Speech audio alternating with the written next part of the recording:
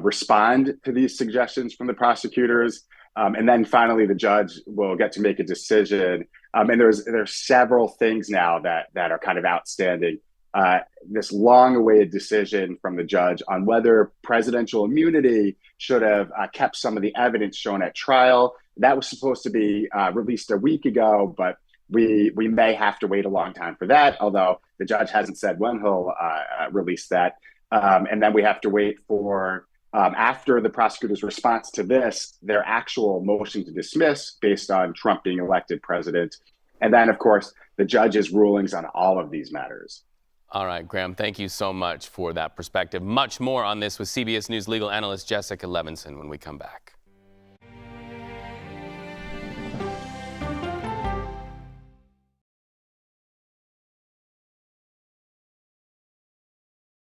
Come on, Julia. Oh, no. I will if you will. You go, Gail. That's right. Let me see if you can find me. I want to make sure that my voice is heard, but also that I lift up other voices. You can't write a better script. Yeah, boy. It's gonna be a ride.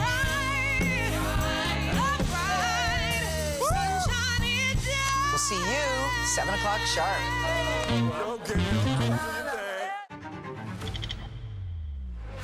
How fast do you think you were going? 195 miles an hour. This is incredible. How close did you actually come to being killed? That close. Is this brain surgery without a knife? It is. What risk do these children pose to Russia? I'm not sure the world is prepared for this change. Definitely not. Who's the best coach in college football today? Let me see a mirror. It's time for the CBS News original, 60 Minutes, Sundays on CBS and streaming on Paramount Plus.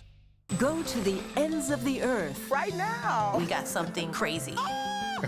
and reach for the stars. Here we are.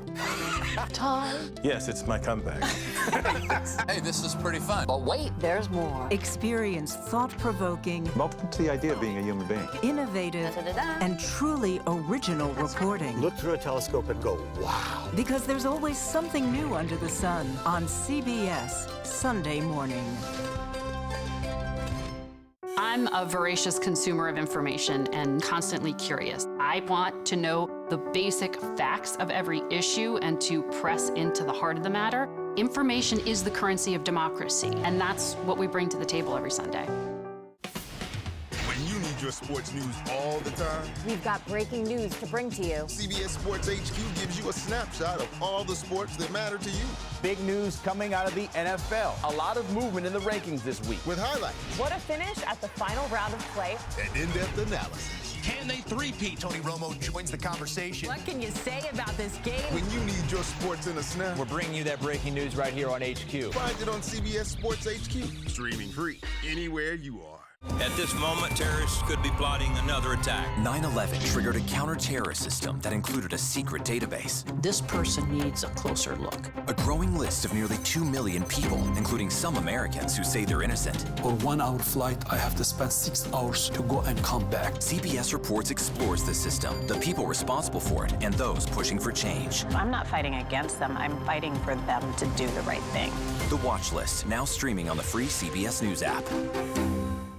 A CBS News investigation. People looking for love, finding their life savings gone, This could happen to anybody. and sometimes losing their lives. Anything for love. Now streaming on the free CBS News app.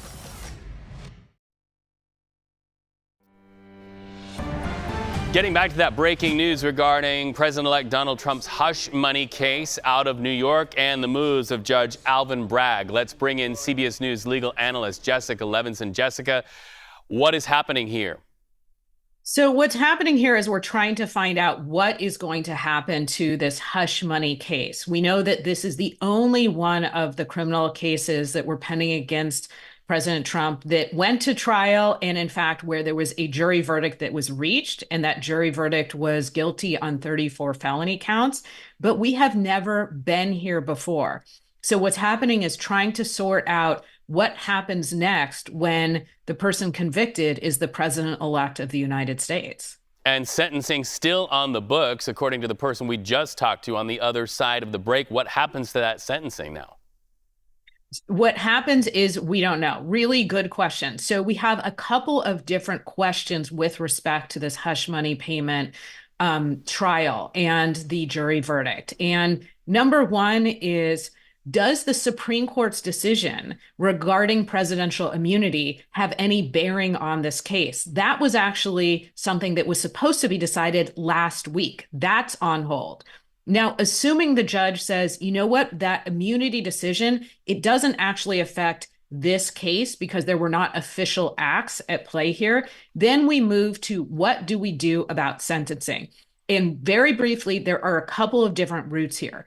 One is to delay sentencing until after the next administration. Another is to say, we will sentence now, but I think more likely than not, there would not be any prison time, any jail time, because we're talking about the president-elect. He is transitioning into the Oval Office, and it's hard to imagine a situation where we would have a judge say, but you will be incarcerated during that transition. I just want to emphasize there are legal questions here, but these are largely matters of first impression. We have never had a former president who's a convicted felon, who's reelected, who's awaiting sentencing. Judge Merchan is in the unenviable position of being the first judge in the country to confront these questions. Jessica Levinson, thank you so much for explaining that to us. Of course, all cameras, all eyes, and all ears on this one for sure in the days to come. So we want to bring you an update on the Trump cabinet choices. Sources tell CBS News that the president-elect intends to nominate billionaire Howard Lutnick to serve as the Commerce Secretary. So this pick comes after days of speculation among Trump allies. So let's go deeper on this one. CBS News political correspondent Caitlin Huey-Burns near the Trump camp in West Palm Beach. So what more do we know about Mr. Lutnick? Hey, great to see you. Well, Lutnick is the co-chair of the Trump transition team. So he, along with Linda McMahon, has been in charge of vetting all of these cabinet picks, potentially administration positions, putting them in front of the president-elect, and the president-elect decides. Now, Lutnick was in the running for Treasury Secretary. So the idea that now he is picked for Commerce, confirmed by CBS News, that takes him, of course, out of the running for that key position, which is another key position we've been waiting for. Now, Lutnick is the chairman and CEO of Cantor Fitzgerald, that financial advisory firm. He also has been by Trump's side a lot. We saw him often on the campaign trail. He's been a frequent cable news guest talking about the president-elect's tariff plan, for example, and really defending his economic policies in the public sense. But behind the scenes, he's also been working on vetting administration picks. So this, again, takes him out of the running for Treasury. That's another position we're keeping an eye on, Treasury and Secretary of Education. Reed, as you know, these picks are coming out at such a rapid pace, and we know that the president-elect wants to have all of these choices made before next week, Thanksgiving. All right, we also